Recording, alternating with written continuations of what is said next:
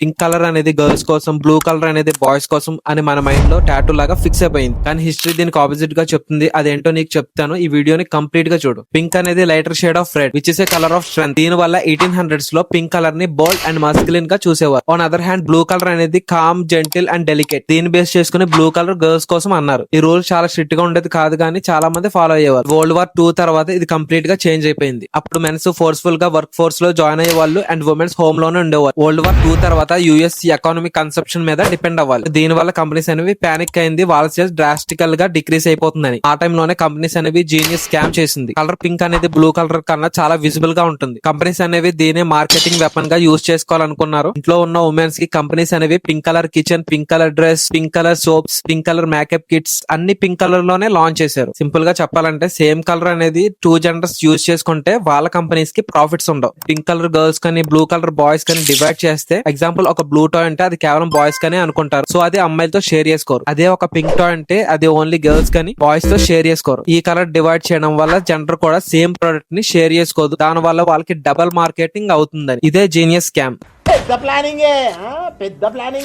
దీని వల్ల జనరేషన్ లో ఉన్న వాళ్ళు కలర్ కి చాలా బ్రెయిన్ వాష్ అయ్యారు. And time period 1956 and 1964 pink colour అనేది కేర్, జెంటిల్ అండ్ డొమెస్టిక్ అని ఆ మెసేజ్ ని బాగా పుష్ చేసింది. ఇది నేచురల్ ఎవల్యూషన్ కాదు, ఫోర్స్ రిపిటేషన్. ఇది మార్కెటింగ్ ఇంజనీర్స్ క్రియేట్ చేసిన ఒక కల్చరల్ గ్లిచ్. తర్వాత generation blindly copied. So colour ని జెండర్ బట్టి డివైడ్ చేసి సేమ్ ప్రొడక్ట్ ని 2 జెండర్స్ కి సెల్ చేస్తున్నారు.